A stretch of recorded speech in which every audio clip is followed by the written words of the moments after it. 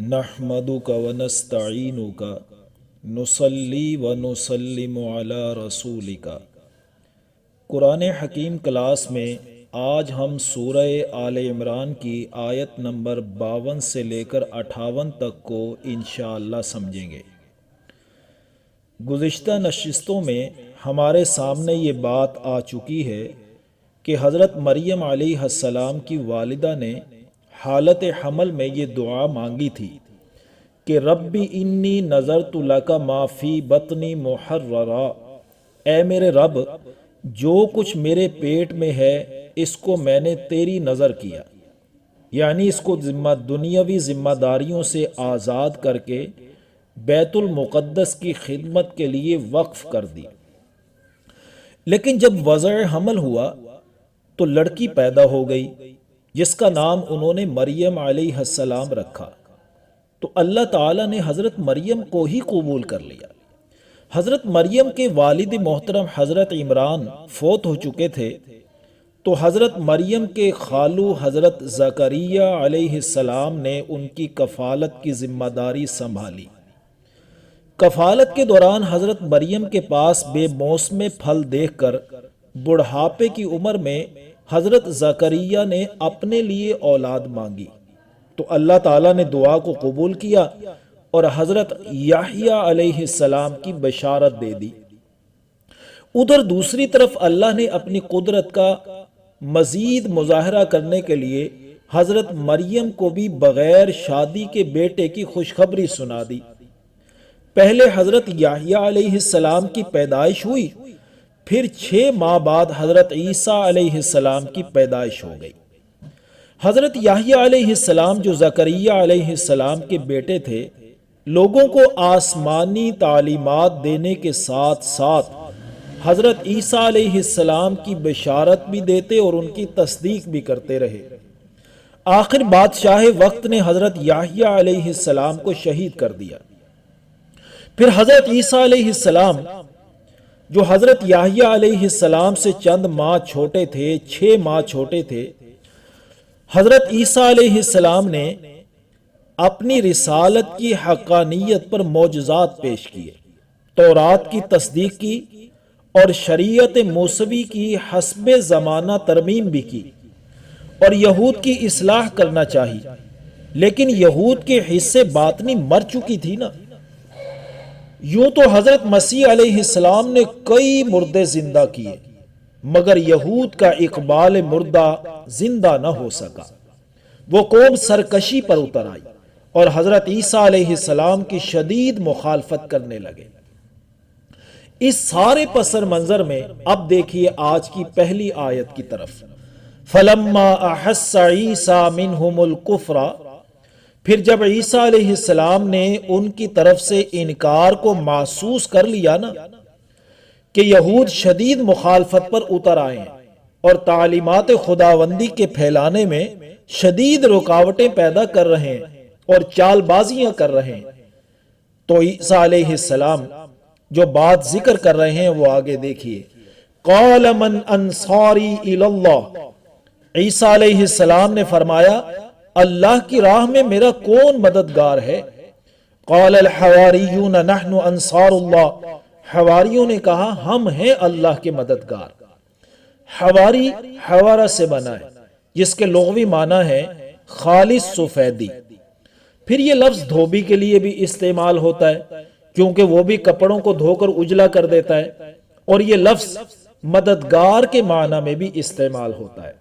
بہرحال جب حضرت عیسیٰ علیہ السلام نے آواز دی کہ اللہ کی راہ میں میرا کون مددگار ہے، تو حواریوں نے آگے بڑھتے ہوئے پہل کرتے ہوئے کہا ہم حاضر ہیں، ہم آپ کے ساتھ مل کر اس محنت کو آگے بڑھائیں گے۔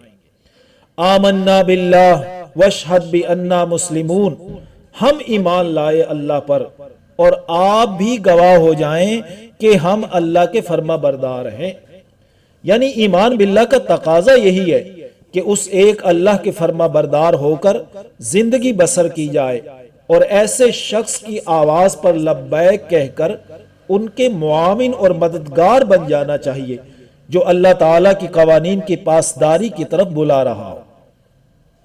پھر حواریوں نے اللہ سے بھی بات کی، ربنا آمنا بما انزلتا، اے ہمارے رب ہم اس پر ایمان لائے جو آپ نے نازل کیا، واتبعنا الرسول، اور ہم نے رسول علیہ السلام کی اتباع کی، فاکتبنا مع الشاہدین، سو ہمیں گواہوں میں لکھ لیجئے۔ اب حضرت عیسیٰ علیہ السلام ان حواریوں کے ساتھ مل کر مخالفت کا مقابلہ کرنے لگے۔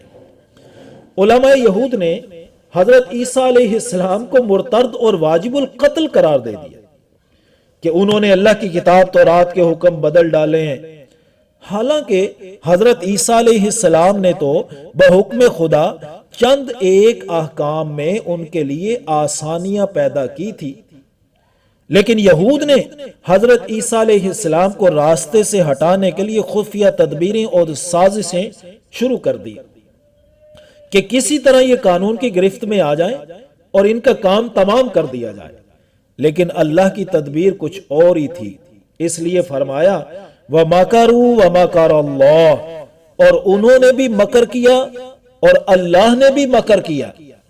یہ جو لفظ مکر عربی زبان میں ہے نا، اس کا معنی ہے خفیہ تدبیر، اچھی ہو یا بری، جبکہ اردو میں مکر کا لفظ صرف بری تدبیر اور سازش کے لیے بولا جاتا ہے۔ تو یہود کا مکر بری خفیہ تدبیر تھی، جبکہ اللہ کا مکر اچھی خفیہ تدبیر تھی، اس لیے آگے فرمایا واللہ خیر الماکرین، اور اللہ کی خفیہ تدبیر سب سے بہتر ہے۔ وہ اللہ تعالیٰ کی بہترین خفیہ تدبیر کیا تھی، اس کی وضاحت آگے آ رہی ہے۔ جب یہود نے خفیہ سازشوں کے ذریعے حضرت عیسیٰ علیہ السلام کا دائرہ تنگ کر دیا، تو اللہ تعالیٰ نے وہ جو خفیہ تدبیر کی تھی اس کا حضرت عیسیٰ علیہ السلام سے وعدہ فرمایا۔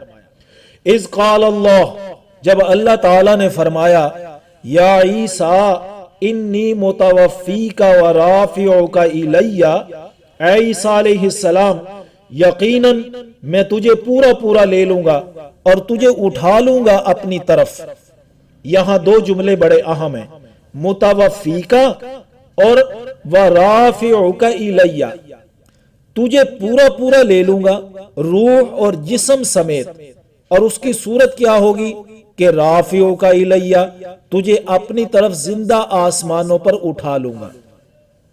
قادیانی اس کا غلط مطلب لیتے ہیں، وہ کہتے ہیں متوفی کا معنی ہے میں تجھے فوت کروں گا، لہٰذا عیسیٰ علیہ السلام فوت ہو چکے ہیں، وہ اب دوبارہ زمین کی طرف نازل نہیں ہوں گے۔ یہ قادیانی قرآنی الفاظ کا غلط معنی کرتے ہیں، درست معنی میں نے آپ کو بیان کر دیا ہے۔ اور اگر سورہ نساء کی آیت نمبر 158 ساتھ ملا لینا تو معنی بالکل واضح ہو جاتا ہے، وَمَا قَتَلُوهُ يَقِينًا بَلْ رَفَعَهُ اللَّهُ إِلَيْهِ، یقیناً یہودیوں نے عیسیٰ علیہ السلام کو قتل نہیں کیا بلکہ اللہ تعالیٰ نے ان کو اپنی طرف اٹھا لیا۔ بہرحال اللہ تعالیٰ نے اس وقت حضرت عیسیٰ علیہ السلام کو تسلی دی کہ میں تجھے زندہ آسمانوں پر اٹھا لوں گا، یہ یہود تمہارا کچھ بھی بگاڑ نہیں سکیں گے۔ وَمُطَهِّرُكَ مِنَ الَّذِينَ كَفَرُوا، اور تجھے پاک کر دوں گا کافروں سے۔ اللہ تعالیٰ کی یہ بات بھی تبھی پوری ہو سکتی ہے نا اگر وہ یہود سے بچ جائیں۔ اگر عیسیٰ علیہ السلام کو سولی چڑھا دیا گیا پھر تو کافر غالب آ گئے، لیکن اللہ کی بات بھی کبھی غلط نہیں ہو سکتی کہ اللہ فرما رہے ہیں کہ عیسیٰ علیہ السلام ہم تجھے کافروں سے پاک کر دیں گے۔ وَجَاعِلُ الَّذِينَ اتَّبَعُوكَ فَوْقَ الَّذِينَ كَفَرُوا إِلَى يَوْمِ الْقِيَامَةِ، اور تیرے تابعداروں کو کافروں پر غالب کر دوں گا قیامت تک کے لیے، یعنی اے عیسیٰ علیہ السلام میں آپ کے تابعداروں کو قیامت تک یہود پر غالب ہی رکھوں گا۔ تو اس وعدہ سے لے کر اب تک نصارہ یہود پر غالب ہی رہے ہیں۔ حضرت عیسیٰ علیہ السلام کے آسمانوں پر اٹھائے جانے کے بعد یہود پر عذاب کے کوڑے عیسائیوں کے ہی ہاتھوں پڑتے رہے۔ سن 70 میں ٹائٹس رومی نے ہیکل سلیمانی کو مسمار کیا اور 1,00,000 سے زائد یہودی ایک دن میں قتل کیے، اور گویا ہیکل سلیمانی مسمار ہونے سے ان کا کعبہ 2000 برس سے گرا پڑا ہے۔ اس کی صرف ایک دیوار گریہ باقی ہے جس پر جا کر یہ رو دھو لیتے ہیں۔ حضرت عمر رضی اللہ تعالیٰ عنہ کے دور میں عیسائیوں نے ایک معاہدے کے تحت یروشلم مسلمانوں کے حوالے کر دیا تھا، تو حضرت عمر رضی اللہ تعالیٰ عنہ نے اسے کھلا شہر، اوپن سٹی قرار دیا تھا، لیکن عیسائیوں نے اس معاہدے میں ایک شرط لکھوائی کہ یہودیوں کو یہاں آباد ہونے یا جائیداد خریدنے کی اجازت نہ ہوگی۔ چنانچہ حضرت عمر رضی اللہ تعالیٰ عنہ کے دور خلافت سے لے کر خلافت عثمانیہ تک اس معاہدے پر عمل ہوتا رہا۔ آخر یہود نے سازشیں کر کے خلافت عثمانیہ کا خاتمہ کروا دیا، کیونکہ یہود بڑی اچھی طرح سمجھ چکے تھے کہ خلافت کے ہوتے ہوئے ہم دوبارہ فلسطین میں آباد نہیں ہو سکتے۔ 1917 میں برطانوی وزیر بیلفور کے ذریعے بیلفور ڈیکلریشن منظور کرایا گیا، جس میں ان کو حق دے دیا گیا کہ وہ فلسطین میں آ کر جائیدادیں خرید سکتے ہیں اور آباد ہو سکتے ہیں۔ اس ڈیکلریشن کے 31 برس بعد 1948 میں اسرائیل کی ریاست وجود میں آ گئی۔ یہود تعداد میں تقریباً 1.5 کروڑ ہیں، اور لگتا یوں ہے کہ معیشت، سیاست اور اقتدار پر چھائے ہوئے ہیں، لیکن معلوم ہونا چاہیے کہ یہ سب کچھ عیسائیوں کی پشت پناہی کی وجہ سے ہے۔ پوری امریکی حکومت، برطانیہ اور دیگر عیسائی ملک ان کی پشت پر ہیں، گویا وہ ان کے زر خرید ہیں۔ تو یوں سمجھ لیجئے کہ اوپر عیسائی ہی ہیں اور یہود سازشی طریقے سے انہیں اندر سے کنٹرول کر رہے ہیں۔ بہرحال یہ تو دنیا کا معاملہ ہے۔ آگے اللہ فرماتے ہیں ثم الی مرجعکم فاحکم بینکم فیما کنتم فیہ تختلفون، پھر تم سب نے میری ہی طرف لوٹ کر آنا ہے، پھر میں تمہارے مابین ان باتوں کا فیصلہ کر دوں گا جس میں تم اختلاف کر رہے تھے۔ آگے وہ فیصلے بھی سن لو۔ فَأَمَّا الَّذِينَ كَفَرُوا فَأُعَذِّبُهُمْ عَذَابًا شَدِيدًا فِي الدُّنْيَا وَالْآخِرَةِ، سو جو لوگ کافر ہیں میں انہیں شدید عذاب دوں گا، دنیا میں بھی اور آخرت میں بھی۔ وَمَا لَهُم مِّن نَاصِرِينَ، اور ان کے لیے کوئی مددگار نہ ہوں گے۔ وَأَمَّا الَّذِينَ آمَنُوا وَعَمِلُوا الصَّالِحَاتِ، اور جو لوگ ایمان لائے اور نیک عمل کیے، فَيُوَفِّيهِمْ أُجُورَهُمْ، تو اللہ تعالیٰ ان کو پورا اجر عطا فرمائیں گے۔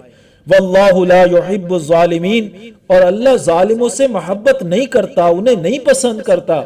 ذَلِكَ نَتْلُوهُ عَلَيْكَ مِنَ الْآيَاتِ وَالذِّكْرِ الْحَكِيمِ، یہ ہیں وہ باتیں جو ہم آپ کو پڑھ کر سناتے ہیں، آیات اور پرحکمت یاد دہانی میں سے۔ تو اللہ تعالی ہمیں انہی پرحکمت باتوں پر یقین رکھنے کی توفیق نصیب فرمائے، آمین یا رب العالمین۔